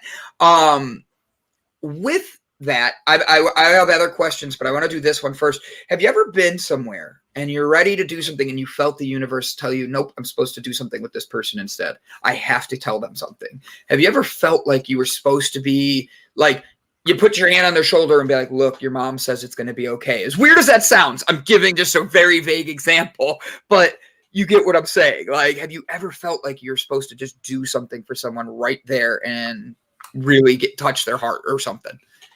Yeah, it's an interesting question because you walk the line, being a psychic medium, because you want somebody to be open to it. Not everybody's open, and it's not always the right time. So I really aim to be understanding of someone's free will and if they want it or not. And so I have asked the universe, if somebody has a question or they want to connect or they want clarity, just send them to me so that they're opting in, right? And that could be on one of my free YouTube shows. It doesn't have to be that they're buying a reading or anything like that, but direct them to me. Have the beacon of light, shining, and have somebody say, oh, I want to attend her. I do a show once a month with a group of mediums, and it's called Mysteries with the Mediums, and we look at cold cases. But during that show on YouTube, we also have people that can watch and ask a question or say, does my mom have a message for me, or whatever they want to ask. But at least I know they're meeting me halfway so that their energy is open to receive. Because I've had experiences the other day where I was sitting at my parents' house downstairs, and my mom's mom, my grandmother, passed away unexpectedly about 3 weeks ago. And I'm sitting downstairs in the house, and I could see my grandmother sitting on the couch, and I could see my grandfather, who's also passed, standing across the room. And then behind him was my mom's aunt and her brother. And I sat there for half a second, and I'm like, do I tell her? Do I not tell her? Because I know it's going to be emotional for her because the grief is so new. Mm-hmm. And then she said, oh, well, have you seen anything from my mom? And I said, all right, here we go. So then, so she is stepping into the energy and wanting to know. Grief is going to be different for each person. So I have to respect that. I think that's phenomenal way of saying it. Have you seen the movie Coco? Disney yes. Movie. Yes. So, I just picture it like that because you were like, oh, there was my great aunt and there's this. And I'm making a joke on it, but like that's how I'm picturing it in my head, is all the family going around them and all that. And I just like that's a cute representation. I was thinking more paranormal. Have you guys seen that one? That's a scary one. What do you mean? What are you talking? It's claymation. It's a Tim Burton movie. Oh, you're going that one. I was going like the scary one where the ghosts come and like scary. It's like. Yeah, paranormal activity. No. Oh, it's called Paranorman. That's what it is. See, you don't even know what you're talking about. Yeah, piss off. It's a. I love you. It's a claymation one where he has extreme psychic abilities and he can literally watch somebody die, and then a second later their ghost will be right next to him, and he talks to his grandmother all the time. They sit there in the chair together and they watch TV, and she just talks to him, gives him advice and everything. I do not know this show. Sweet. It's a movie. So with being, I love the, what did you call it? Medium? When you do the frequency group session? No. Oh. The medium group together where you're doing cases. Oh, Mysteries with the Mediums. Yeah. Thank you. I knew it was 2 M's. Mysteries with the Mediums. I didn't write it down. My bad. With that, that's a very interesting thing because that's where a lot of people sort of have their, this is where it's fake type of stuff. How do you connect with that? Because that is something that a lot of people, you're getting someone that wants healing. You're getting people that want answers. And that is a really in-depth thing for a lot of people, and you're touching on emotional and the physical. And my thing is, how do you be able to provide that comfort and know what you're doing? Because I could see you take it very seriously. So with that, because that's a very unique thing that a lot of people could run with their own ideas with. Can you elaborate on that? And then I'm going to have your website come up because I believe you're also doing a special for being on the show today. And I want to make sure that I put that out there for everybody and market that for you, because you're giving away, tell me what you're giving away, because I wrote it, but I think I wrote it wrong. And now I don't trust myself. Yeah, so I have my members only community where I talk about like my real predictions that I can't say on mainstream social media. It's called the Spark Plug. And I'm giving all of your viewers and listeners a 30-day free trial of that when they use the coupon code JAVA, JAVA. So you just go on spiritandspark.com, click on the Spark Plug, and then use the coupon code JAVA, and you get a 30-day free trial. So you can actually hear what I'm predicting, because I did a whole video end of last year on what my predictions for 2021 are, and they're coming true consistently. And so I like to just share it along the way of what I'm sensing that's coming. And there was even a news story this morning about progress on Alzheimer's and a drug that's going to be hitting the market. And that was actually one of the predictions that I made for 2021. And there hasn't been a new drug in Alzheimer's in, I think, like 2 decades or something. But yeah, what's that? I know my grandma died of Alzheimer's, so I know that because like it's a family thing, and my uncle is thinking, her son is thinking he has it now because he's 85 and he's seeing that he's forgetting things in a much rapider pace than he was before, and he's gotten worried. So that's interesting. I didn't even know there was a new drug coming out. I'm sorry to interrupt you. Go ahead. Yeah, it was this morning on the news. So yeah, for like mysteries of the mediums, and when the mediums come together, when I was talking about that frequency scale, myself, and it usually is 3 other mediums, so there's 4 of us. What ends up happening is, since all of us are vibrating at that high frequency when we're doing the readings, the frequency becomes even bigger. So we're able just to connect with a lot of people that are in the comments, and we take turns giving messages to people that are watching live. For the cold cases, we each give our theories of what messages are coming forward for those cold cases, but we choose cases that are more popular. Who's Jack the Ripper? Yeah. How did Natalie Wood die? This month we're doing Marilyn Monroe is one of the cases that we're going to do and take a look at.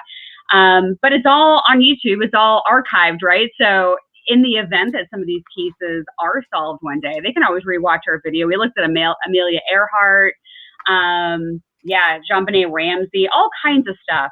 But I'm going to say something which is going to be controversial, okay? All right. We'll be prepared. Yeah. So there's a comment in the feed here on the video that says that they don't believe that healers should charge, that it should be free and you should give it away. And I feel like that's a very, I should say it's a very popular stance, because I actually don't believe that that's as popularized as it once was. But there are people out there that think that we shouldn't charge, that we should give it away. It's not like, for in my example, it's not like I woke up one day and said, okay, I'm going to be a psychic medium.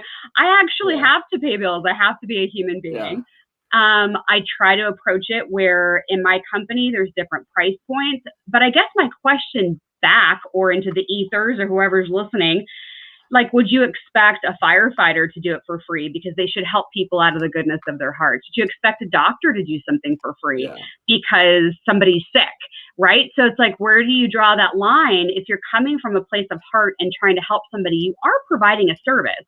You are using your energy. And for that, I think you should charge. It is your profession. Well, that's what my question was going to be. What is their argument, the reasoning behind why you should do it for free?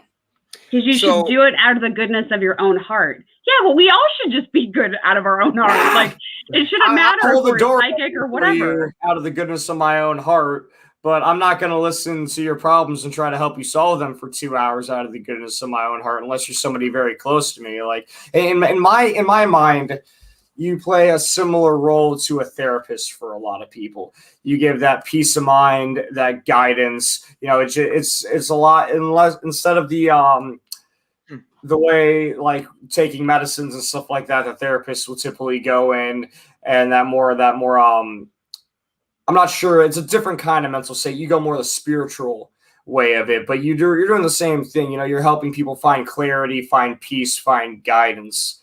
And you most definitely should be paid for that, because you were taking time and energy out of your day, whether it's spiritual, emotional, or even physical energy of just spending that time with that person, because it can be draining talking to people. Take it from Brandon and I, we talk to people all the time. At the end of the day, we're like, dude, I just want to be left alone.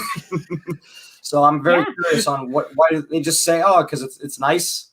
Do it for free. It's nice. We'd appreciate it. And I would just add this. I mean, so like the Spark Plug, where I do my real predictions, and I know Jasmine's getting ready to do a free 3-card tarot reading for members. Amy's getting ready to do a 1-card reading. Ashley's doing a free meditation. Christina is getting ready, or she just released free class passes to her group hypnotherapy classes. And it's $25 a month. Like your listeners, if they use your coupon code Java, they get 30 days for free. But even outside of that, it's $25 a month to get a whole bunch of free stuff. So it's not like we're trying to gouge people. And I think that folks that go out there and say, you shouldn't be charging, do this because you're a good person. It's like, really? Yeah. So I'd really like to understand the motive, because doing sessions, it feels like you're sticking your finger in a light socket. I'm going to be paid for that. And that's exactly what I was going to say. Is the difference is like, and the person who wrote that comment, I know what he's going with. I think he does. When he's talking prophetic gifts, so it's not like you're going out there being like, okay, you're going to do X, Y, and Z. You're sitting there connecting to who they are and their energy of who they are, and saying, I want to be able to give to you what I'm told you are. That's not prophesying like Brandon, you're going to go change the world. I know that. But at the same point, I love that you both laughed so great at that. Thank you so much. But my thing is, there's opportunities for you to tap into who you are. And if you go to church, you go to chapel, you go to whatever, you go to your place of where you want to be filled up, it's being open to your energy that you accept. That pastor up front is being paid to give a speech. That person that's the doctor at your hospital is you're paying a lot of money for them to poke you and probe you and take guesses. When you turn around and you give it away for free, it's, yes, a very good thing, but it needs to be something that's felt, because when you get something for free, you don't appreciate it as much as something that you actually have to give to. That's why when you go to church, they say, oh, you're supposed to give a certain tithe and offering. The tithe is the part of the money you give to God because it's God's. The offering is saying, I really want to be blessed more. And that's what you're doing, is you're saying, well, here's the tithe. And the offering is, I'm willing to give you more, but that's up to you wanting to go deeper on yourself. And that's just me trying to make it connect in a way that I could be completely in left field, but that's someone coming from the church to this and saying, I can see where the two come. Go ahead, Gavin. I want to try this free theory at other places, like at Longhorn last night. We should be like, oh, do you mind just having this be free for us? And the waitress would be, why the hell did that? Just out of the kindness of your heart. We were hungry. What we tried yesterday, Longhorn did not like when I asked what vegan dishes they had. Oh my God. She did not like it.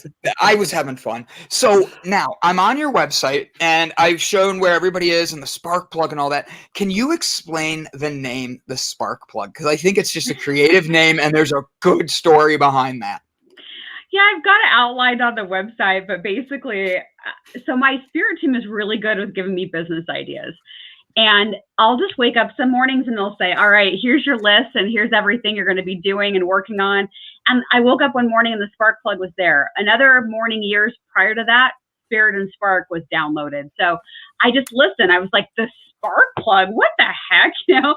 So I Googled it because I don't know anything about cars and car parts, right? So I liked it because I feel like the spark plug makes me feel, when I say it, that we're all connected and we're all part of the bigger engine, the bigger things that are going to make things work. And I've aimed to try and bring people together to have a real conversation about what's happening and to have a respectful dialogue, right?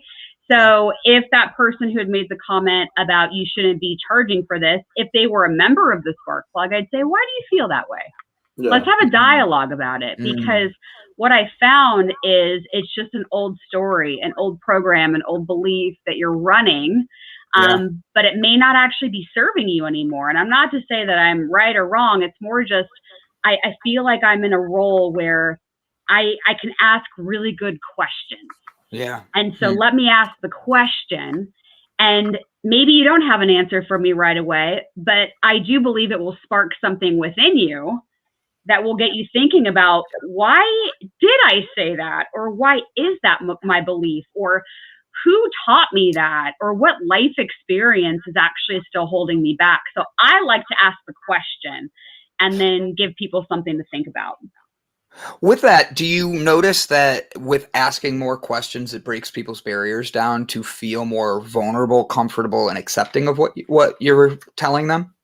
Absolutely. I think when you ask a question, you just pause and you just wait and see what they have to say.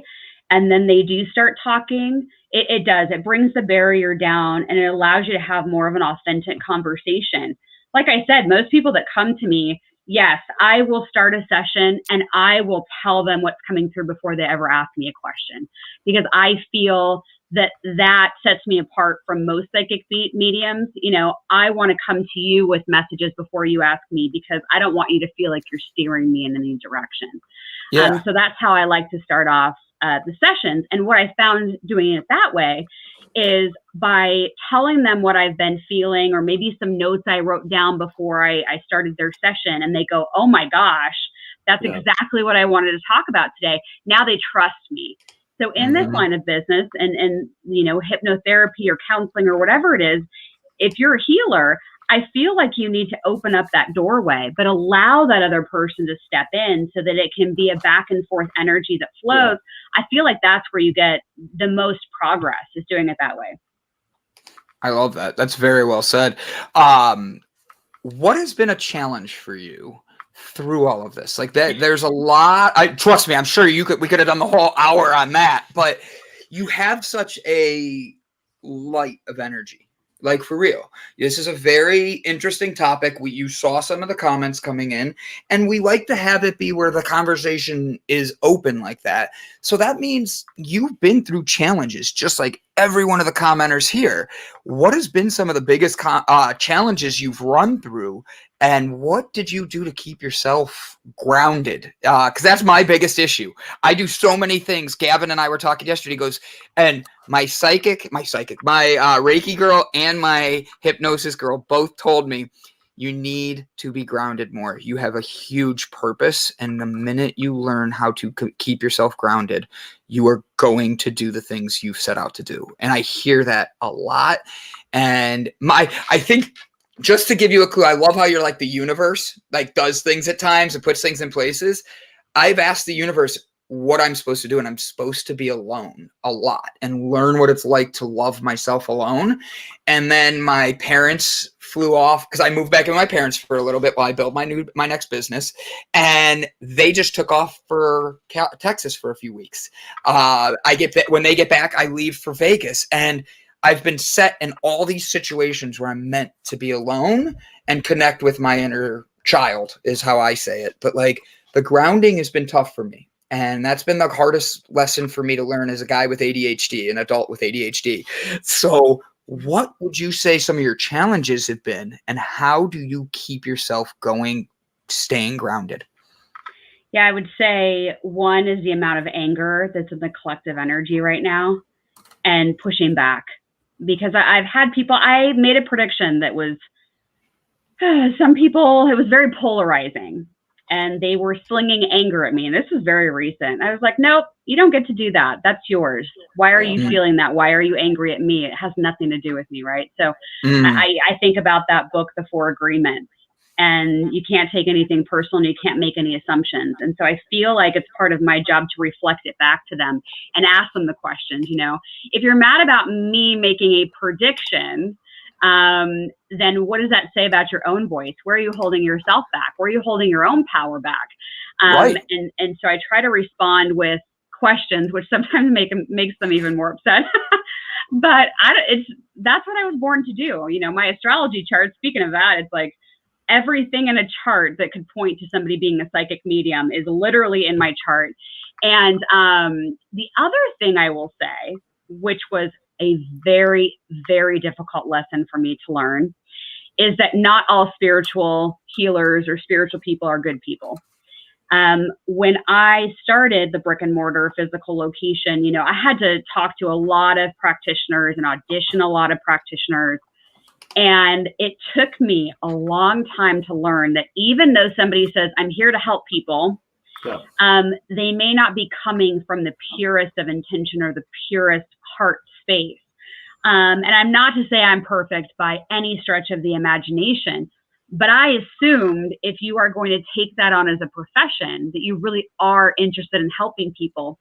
What I learned along the way over several years is that it's really easy to slip into like a God complex.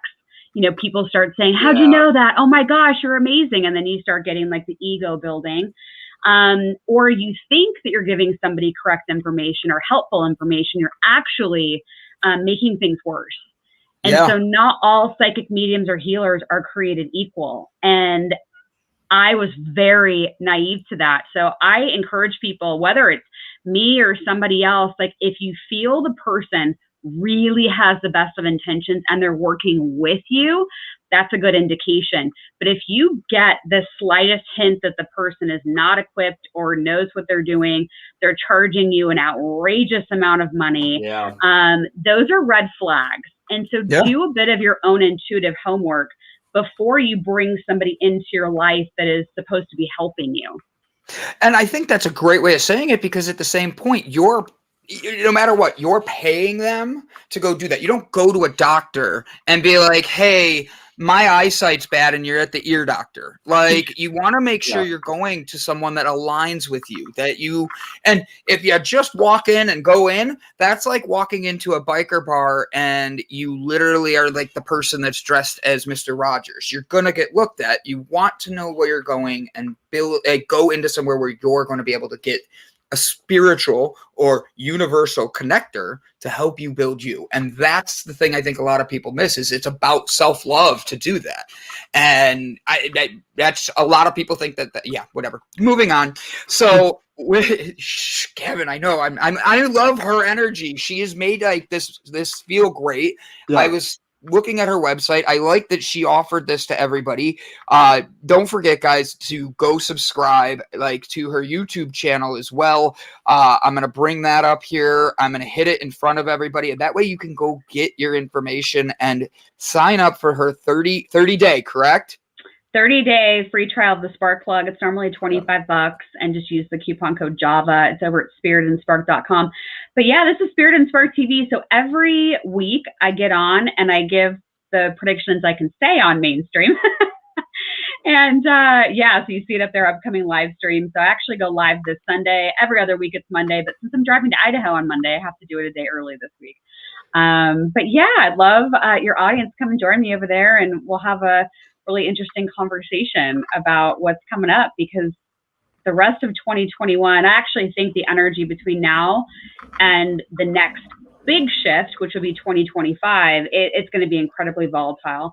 And I keep telling people, you got to have food, you got to have water, grow your own food, get your gardens ready to go. Like, it's going to be wild. And that's why I do the weekly shows. I'm like, let's just talk about it. Let me tell you everything that I can say on YouTube. I'll say it on YouTube. Otherwise, come join me for our real talk that we can. Do you have any predictions on Bitcoin that you could throw out there for us? What's Elon Musk going to be up to? Oh man, he's got to watch stuff, because I don't know if you caught this. How do I say this without this getting flagged? So recently, there have been a lot of ransomware cyber attacks, okay? I don't know if you caught this. They're going after him, okay? Yes. They've made it very public that he's next, or they're looking at what they want to do with him. I've been asked about Bitcoin a lot.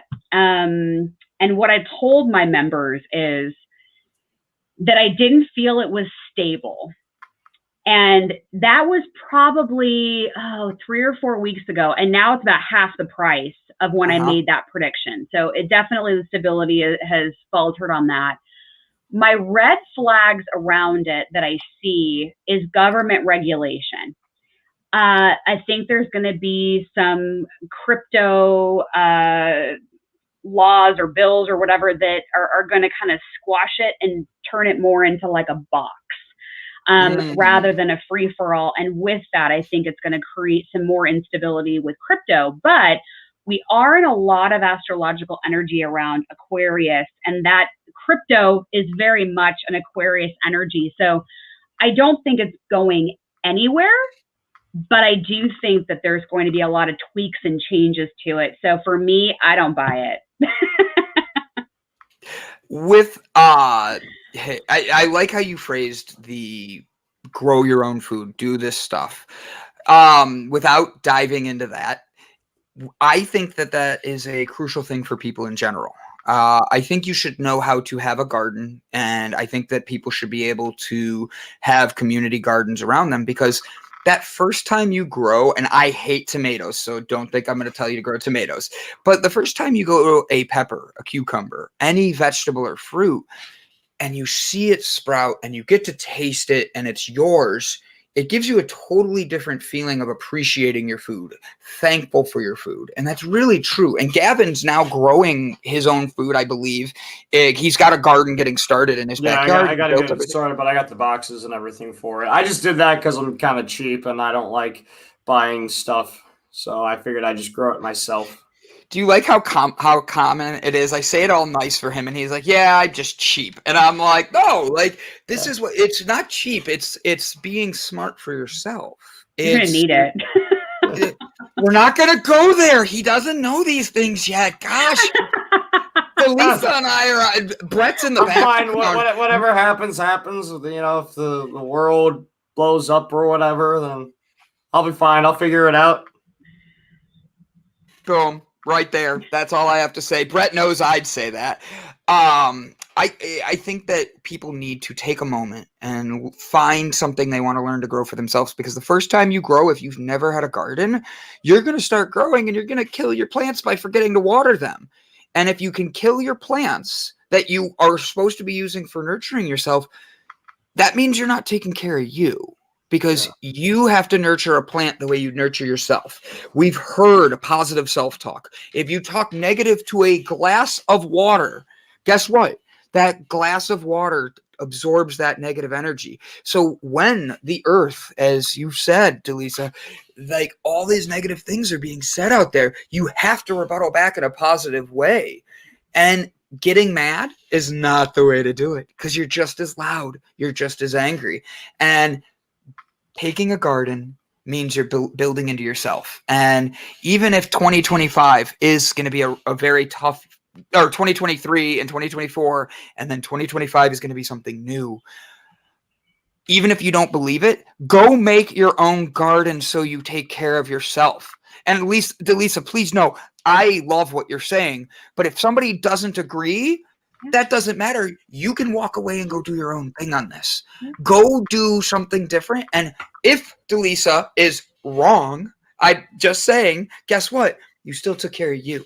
Yep. And you can use that as a way to say, see, I'm better. But at the end of the day, you need to love yourself enough to know that taking care of your garden takes care of you and shows you how to nurture relationships and love. Now, I kind of took the segment here on that last part. I'm sorry, but we do a thing at the end of each episode where we talk about positivity and leave everybody with a positive affirmation. I'm going to let that be mine, because truth be told, I talk a lot on this show and I talk a lot in general. But at the end of the day, I love how you phrased everything, for real. Dallisa, you were a great guest. You phrased things in a way that even if somebody disagreed with what you were saying, you were like, no, hold on. Let's just try to make this work in a way where we're talking. And I want you to know that there's a lot of people out there that need that message, and you've done it in a great way. Thank you. Sorry, I'm reading some of the comments debating which ones I want to put in, and I'm like, what? So with that, Gavin, I kind of did mine, and you see that mine was a little bit off with like using the plants and all that in gardening. Give us an inspirational message to show Dallisa how we end our shows, since mine's going to be off. Yeah. Mine's going to be awkward today. Yeah. Anytime that's so, as I mentioned beforehand, I am very open to all this, but I'm also very skeptical just because of my past experiences. However, you should question everything in life, but you should also go in with a genuinely open heart. Don't be that guy who sits down and says, prove it. Because you've already made that assumption in your head. You've already made that decision that it isn't real. And that could be with, being psychic. That could be with some kind of investment that you want to do.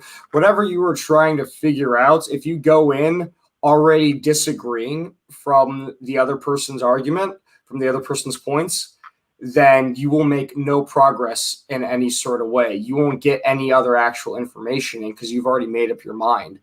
Correct. So even though that I personally, I'm still a little skeptical on some things, I still really enjoy these conversations. I enjoy hearing about it. I enjoy experiencing as much as I can because I do want to believe. I do want to have these amazing experiences, and I just have to keep searching until I'm able to find the person who has the knowledge, who has the experience, who has what the tools that are needed to properly show me what's going on with whatever topic they may be discussing. So when you are faced with new situations in life, even though sometimes you might be a little skeptical or uncomfortable or whatever it may be with it, go in with an open heart. Because I promise you, it's not as scary as you think. And you might really enjoy some of the things that you look into as well.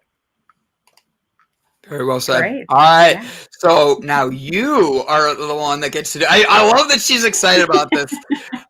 So Gavin made one really good thing. He did say he's interested in this and he has questions and all that. Guys, do not forget to use the promo code JAVA. Click on her website, the spiritual spiritandspark.com, and then the spark plug. Use the code JAVA. Sign up. Get yourself in there to try something new and build the best you. All right. I stalled to let you think. Okay. So one of my favorite quotes is by the poet Rumi. And it is live life as if everything is rigged in your favor. And I love that quote because it reminds me that everything that's happening is here for my benefit. That life is working for me. It's not against me. And I try to look at everything as a lesson. I believe that we decided to be here on Earth School, a very difficult, turbulent school, right here, right now, to experience all of the great changes that we're going to be going through as a species, as a collective. The things that we're going to see during our lifetime are going to be profound. And if we can approach our day-to-day knowing that we are truly blessed to be here and that every storm that you're going through right now is temporary, you will move through all of it. And you are actually an eternal energy that's experiencing this lifetime here and now. So ask yourself, am I seeing life as it working for me? Or is life happening to me? It's a very different perspective. And I just want to thank everybody who tuned in and joined the conversation today. Very, very well said. Ladies and gentlemen, go give the subscription. Go sign up for your free session. Gavin, I expect you to do that in the background right now. He's like, yeah, I got you, B. Yeah. So, Dallisa, if you want to stick around after the show for a few minutes, we'll talk backstage. Guys, thank you for tuning in. We have just a minute left. Take today to go out, change your world, change the world around you by changing how you view the world, and make it the best way you can. In life, everybody's angry, so stay calm, stay balanced, and find your delight in life. Thank you for joining us today, guys. Have a wonderful day, and don't forget to go email Brett Gordon and annoy him for me. Thanks, guys. Love y'all.